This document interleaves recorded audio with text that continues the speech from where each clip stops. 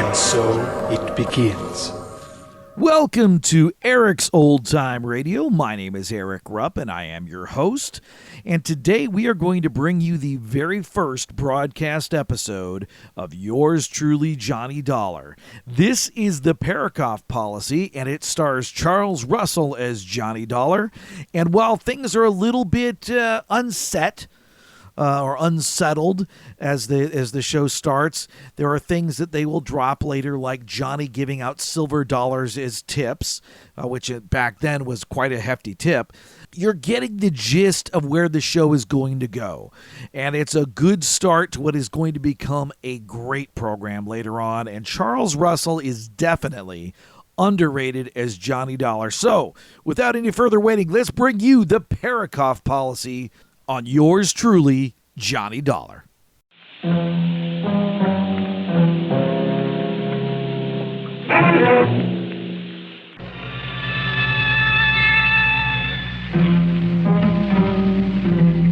The Columbia Broadcasting System presents yours truly, Johnny Dollar.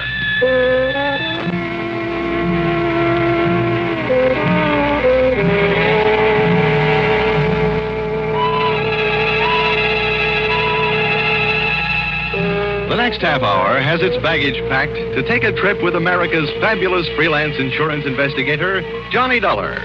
At insurance investigation, he is just an expert. At making out his expense account, he is an absolute genius.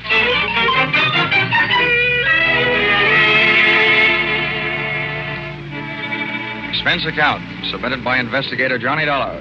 To Home Office, East Coast Underwriters, Terminal Building, Hartford, Connecticut. The following is an accounting of my expenditures in the investigation regarding the Parakoff policy for your company. Expense account item 1. Plane fare to Benton, Ohio, $40.04. Item 2. Plane fare Benton back to Hartford, $40.04. Explanation, purchase 2 one-way tickets. Because of the type of case I'm usually assigned, I never press my luck by buying round trips. This time I was almost right. Expense account item 3. Cab fare, airport to Valley Hotel, $2.20. Tip to driver. Gee, $1. Naturally. There'll be steak on the table tonight. Welcome to Warfare City. Hey, Dorman. Yes, sir. What can I do for you, sir? Bring my bag inside, will you? Here. $1. Always. All you need is $1 and a friend. Yeah, but does that mean you have to have a lot of strange people in the house? Good evening, sir. Hello. You have a reservation for Johnny Dollar? Yes, Mr. Dollar's in his room. He checked in about 8 o'clock. Huh? Oh, I guess I ain't the man I used to be. What room is he in? Oh, sorry, sir. I'm not permitted to tell you that. I can phone him. Oh, no, never mind. Let me have one of those envelopes, will you? I'd like to leave my card for this Mr. Dollar. Yes. Here you are. Thanks. Here, just pop this in his box. The clerk popped the envelope into box number 207, and I popped myself into an elevator going up to room 207. I'd come to Benton to investigate a murder, and in just a matter of minutes, I found myself ready to commit one.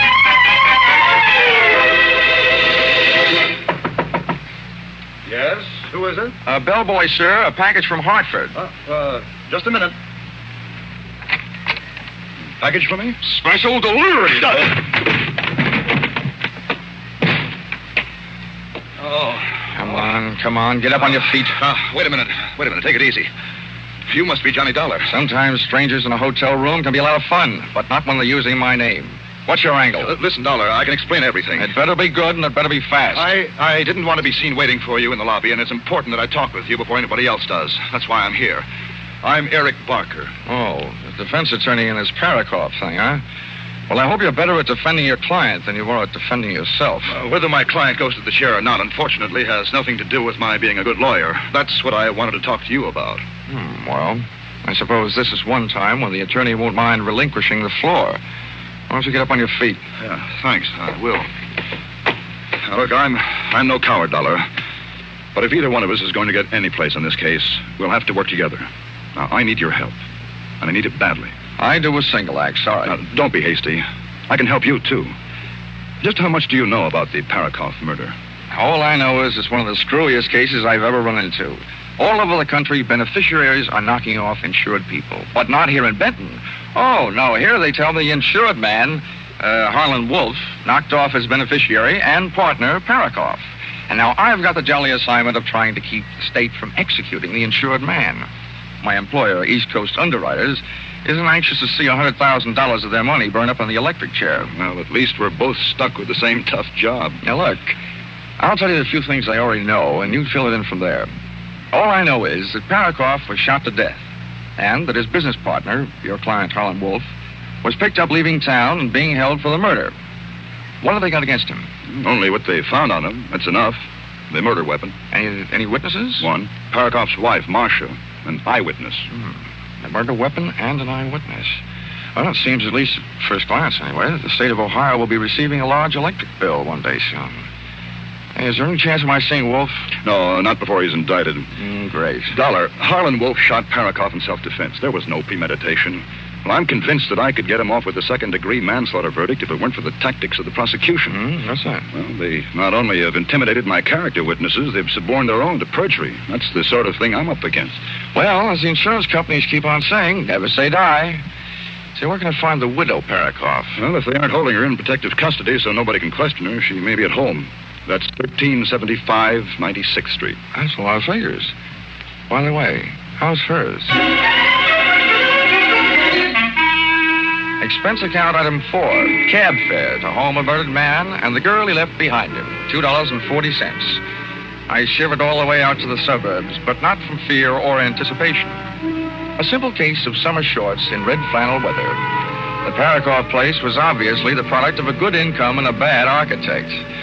It looked like a great big wedding cake, and Mother Nature had mercifully iced the confection. The front walk was white and untrammeled as the driven snow. As a matter of fact, that's what it was. 3 inches of it, which meant that Marcia hadn't had a visitor in the past couple of hours. I was playing detective, and somebody inside was playing the radio.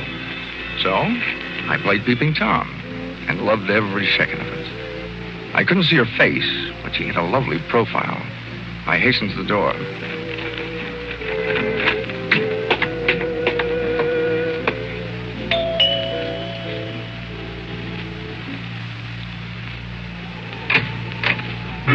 Wow, her hair was red and her eyes were green. Her hair stopped you cold and then her eyes gave you the go signal.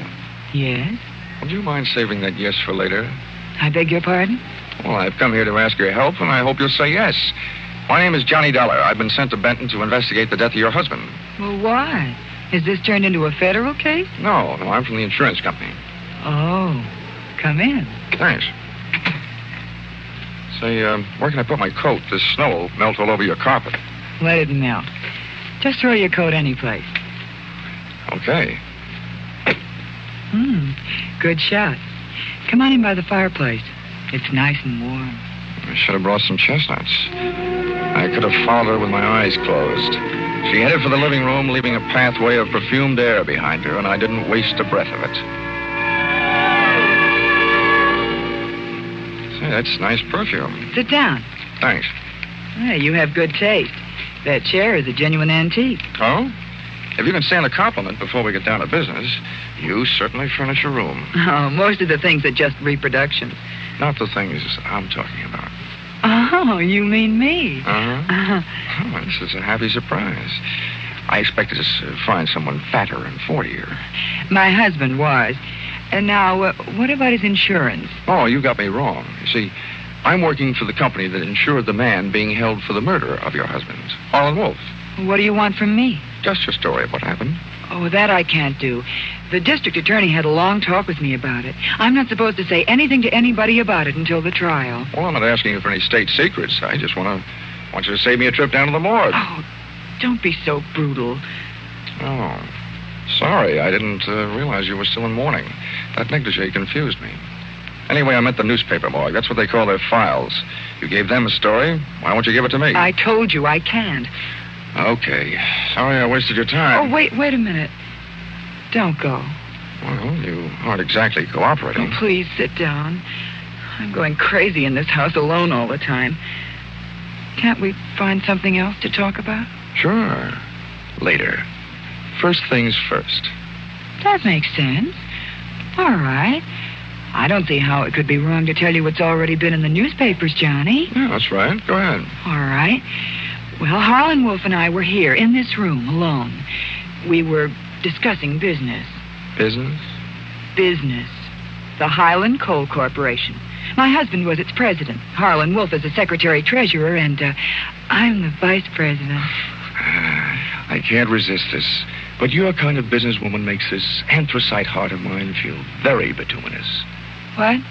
I don't get it. Let it go.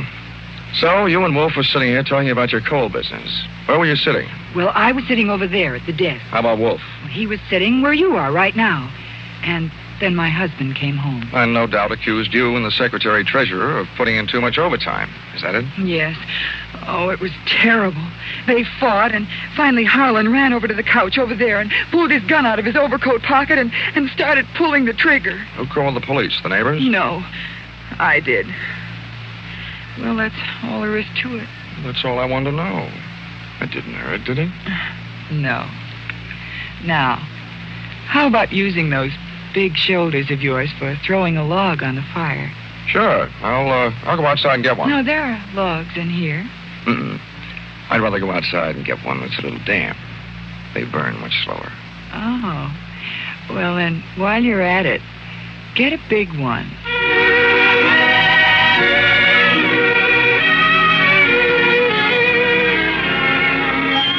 I left Marcia gazing into the fire, called a cab, and stepped out into the cold night air to wait for it. I went down the front walk with my mind on what was behind me instead of what lay ahead. Hey, Dollar! Out of the white snow loomed two very large blue police uniforms, completely filled. Get out of this Parakoff mess, Dollar. As a matter of fact, get out of this town. Why, officer? I'm just beginning to like it here. Look, this is from the top. That makes it official. We've got the guilty man. We don't want any trouble. Look, you go back to the top and tell them that this is one sure way of getting trouble. They told us how to answer that one, too. I did my best. My best to break every one of the Marquis of Queensberry rules. I knew I was fighting a losing fight, but I was fighting for a little time. And that's all I got. A fist never stopped, and my head seemed to feel like a ping-pong ball in a four-handed game. Suddenly, things looked up. Me, flat on my back in the snow, seeing stars. Then a boot came flying toward my head and switched off all the pretty lights.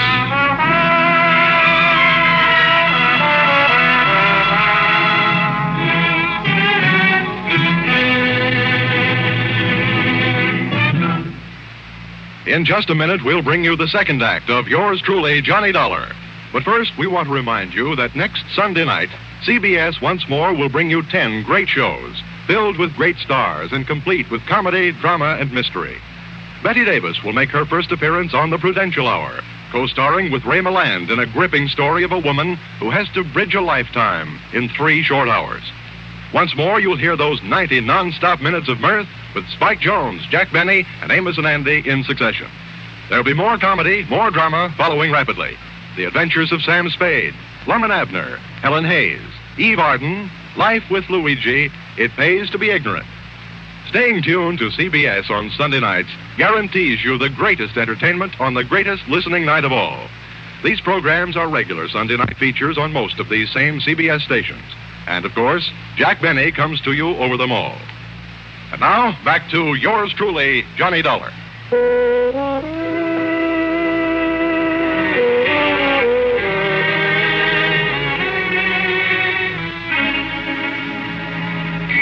Continuing expense account submitted by Johnny Dollar to the Home Office, East Coast Underwriters, Terminal Building, Hartford, Connecticut.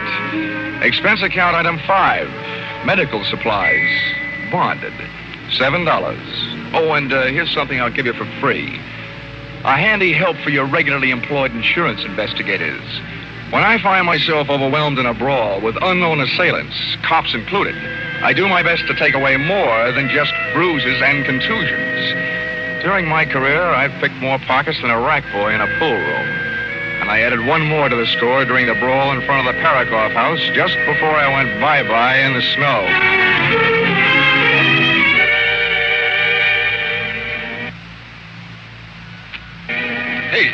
Hey, mister, wake up. Come on, wake up. You'll catch your death of cold.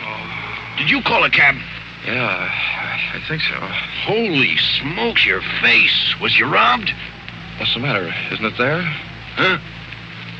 Here, I'll give you a hand. Thanks. Holy smoke. When I first seen you laying there, I thought you was a snowman tipped over. How do you feel? Cold? Forevermore, I shall look kindly upon the haddock in the deep freeze. Huh? Hey, what are you looking for? I'm looking for a wallet. Did you lose it? First I found it, then I lost it. Oh, yeah, here it is. Come on, let's get out of here. Where to, Mr. Police Headquarters? Police headquarters? Over my dead body. Expense account, item 6. Breakfast in bed, $2.40. Expense account, item 7. Photographic work, $6.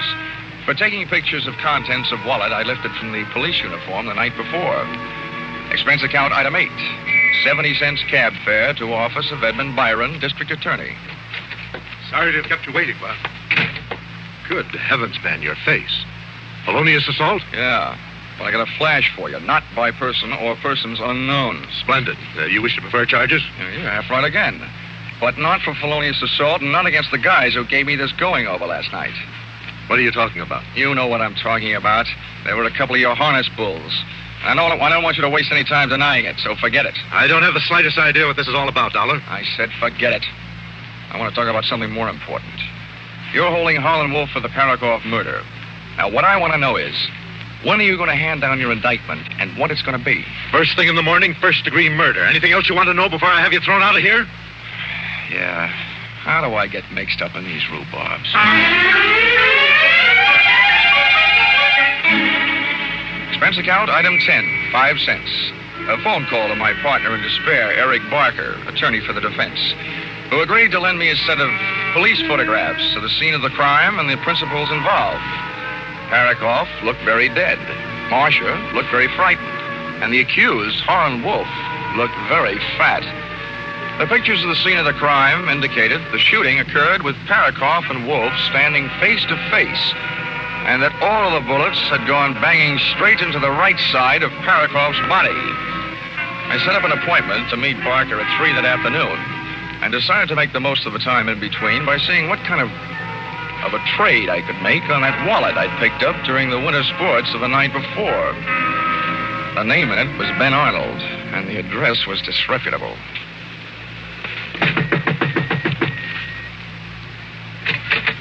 I don't want any brushes. What a coincidence. I'm not selling any. What do you want? I'm looking for Ben Arnold. Who isn't? He promised me he'd be home by now.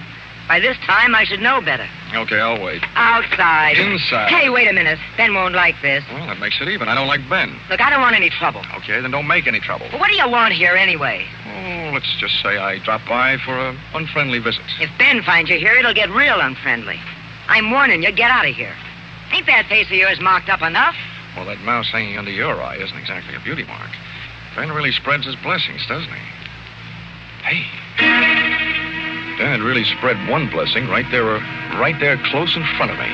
It was a small room, about the size of a large closet, with a clothes sprawl high and low, making the whole place look like a collapsed clothesline. And there, hanging on the back of the door, was Ben Arnold's police uniform.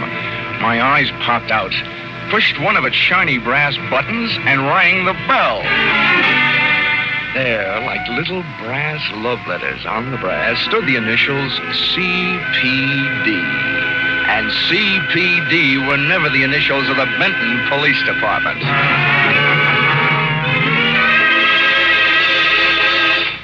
Thanks for seeing me so quickly, Barker. Dollar, you are...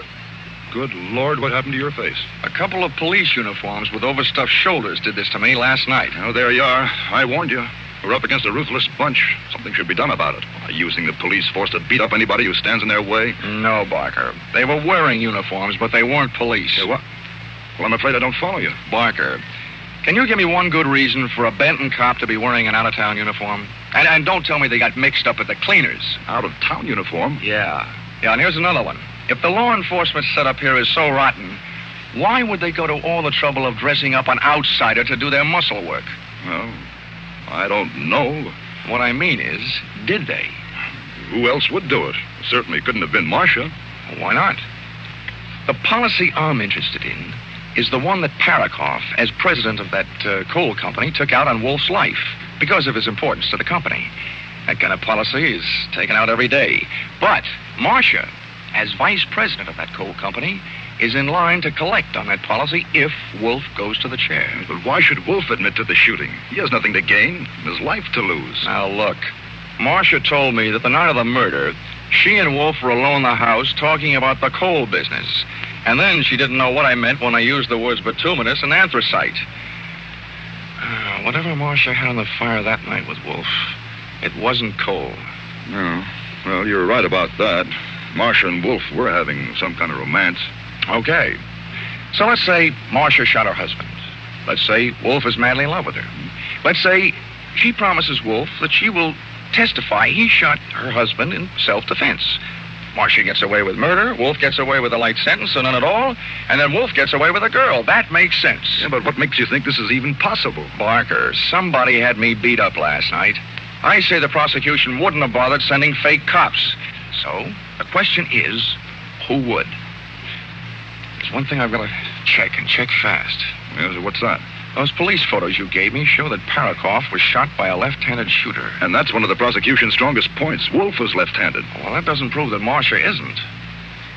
Barker, I'm going out and see Mrs. Parakoff. And there's only one thing I really hope. That she's left-handed? That she's wearing that same negligee she had on last night.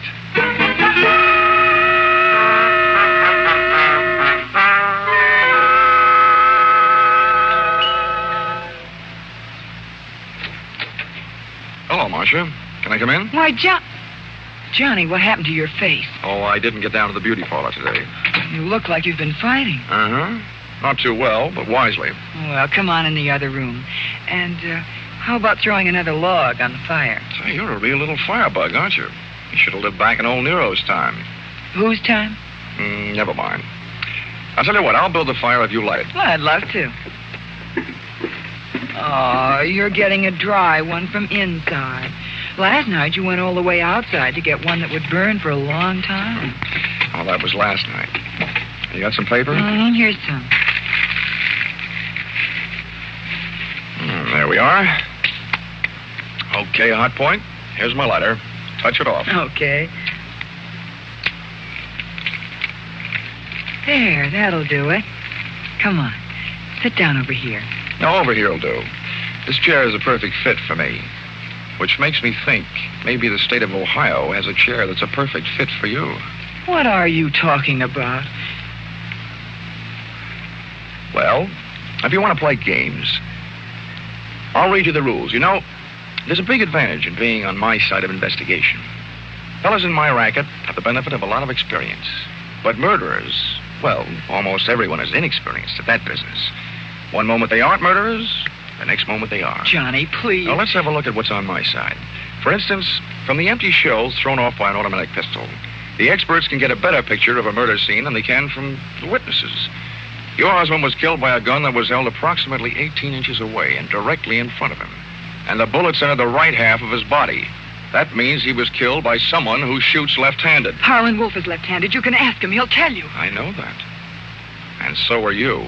Anybody who lights a cigarette lighter with your left hand is left-handed, which makes you a good candidate. That doesn't prove anything. No? No, I guess it doesn't. But this chair I'm sitting in does. What do you mean? Last night you told me Wolf was sitting in it when your husband came home. And that statement makes you a liar. Look, I'm trained down to the point where my belt is ready to sue my hips for non-support. And I can just get into this thing. And Wolf's picture shows that he's got a beam like the Queen Mary. He wasn't in this chair, which makes me think he wasn't even in this room when your husband was killed. All right. So I'm a liar. That doesn't mean I'm a killer. Marcia, investigators can make a lot of mistakes, but a murderer can only make one. And you've made a big one. I tell you, I'm no murderer. You've got to believe me, Johnny. I'll tell you everything. You're right. Harlan Wolf wasn't here. That's enough, Marcia. Shut up. Erik, what are we going to do? He knows. Keep quiet. Oh, Barker, for a defense attorney, you're acting mighty offensive. We'll have to get rid of him, Erik. Just as soon as we get rid of something else. Dollar, you've only got one thing on me. Ben Arnold's wallet. And I want that. Now. You're welcome to it, Barker. But it might interest you to know that I've had its picture taken this morning. Your phony policeman's wallet and everything in it. And copies are in the mail right now. The insurance company won't have any trouble connecting you with the comedy cops who beat me up last night. You're bluffing. Yeah, there's something else I've got on you, Barker. This morning, when I was lying in bed, counting the bumps on my head, it suddenly occurred to me that you were the only one who knew where I was going last night. So you must have been the one who had me roughed up. It also does my heart good to see you standing there with that gun in your left hand, which makes you a candidate, too. Shoot him, Eric. You're a lawyer, Barker. What's your legal opinion? Are you just an accessory after the fact or before the fact? Or are you the murderer? What are you waiting for? Shoot him, kill him, I tell you. Shut up, Marcia. Dollar, stand still. If you won't, I will. Give me that gun. Marcia, look out! When Marcia made a rush to grab the gun from Barker, she got between me and the gun, and I dove in behind her, arms straight out, picked her up, and heaved. Marcia went smashing into Barker, and I went in a frantic treasure hunt through that flailing mass of snorting, angry bodies to find the head that held the gun. Believe me, it was no place for a lady, but Marcia was no lady. I grabbed deep in between them and pushed Barker's gun hand up under the go-round, and just to make sure the rest was strictly a fist fight, jammed my trigger finger in over his and pumped till all the shots went to the ceiling. The way the plaster was falling, it was like another fight in the snow. But this time, Johnny Dollar came up heads instead of tails. Eric! Come on, Barker. Up you come. Down you go. Oh, Eric! All right, Marcia. All right. When I first met you last night, I asked you please to save a yes for later. I'm going to ask you a few little questions. If I'm right, let's hear it. 1, did you kill your husband? Okay, 2, did Eric Barker shoot your husband? Did you kill Harlan Wolf? Tell him you did it and talk him into taking this rap for you? It was all Eric's idea. He said we'd get rid of my husband and Wolf and collect their insurance. Well, Marcia, there's just one more question. Are you or aren't you going to call the district attorney and invite him over here? Yes.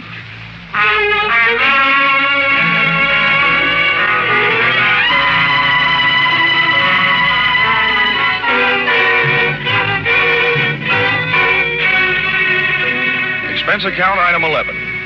$12.40. That was lunch for the district attorney, who also turned out to be left-handed. And a very nice guy to boot. We had a lot in common. It was the first case either one of us had ever worked on where the defense had been working harder than the state to bring in a conviction. Also, that it was the first case where everybody on both sides turned out to be guilty. Defense attorney Erik Barker of murder, his girlfriend Marcia Parakoff of being an accessory before and after the fact, and Harlan Wolf of conspiracy to defraud. No wonder the nation's jails are getting overcrowded.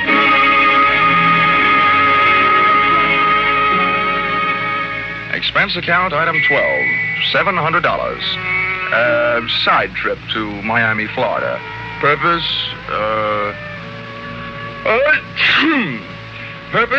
to recover from catching 40 winks and a miserable cold in Benton, Ohio snowbank. Hey, Johnny, come on in. The water's fine. Expense account total $1,230.20. Signed, yours truly, Johnny Dollar.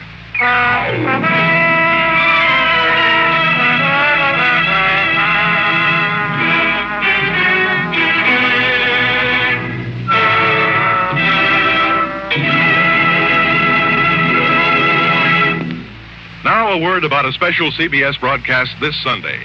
You'll find it a story that grips you for a full 60 minutes on the air. A startling drama of a young reporter who finds that his assignment comes too close to home. A revelation of disturbing facts about our mental hospitals based on actual documented reports and 6 months of intensive study and preparation. With Eddie Albert starring as the young reporter, this tale of a mind in the shadow comes to you by popular demand in a repeat performance next Sunday over most of these same CBS stations. Be sure to hear Mind in the Shadow next Sunday at 12:30 Eastern Standard Time.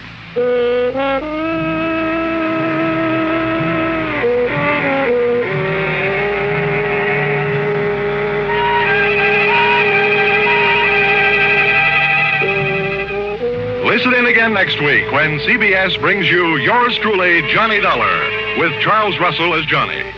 Yours Truly, Johnny Dollar is written by Paul Dudley and Gil Dowd, with music by Mark Warno, and is produced and directed by Richard Sandville for CBS, the Columbia Broadcasting System.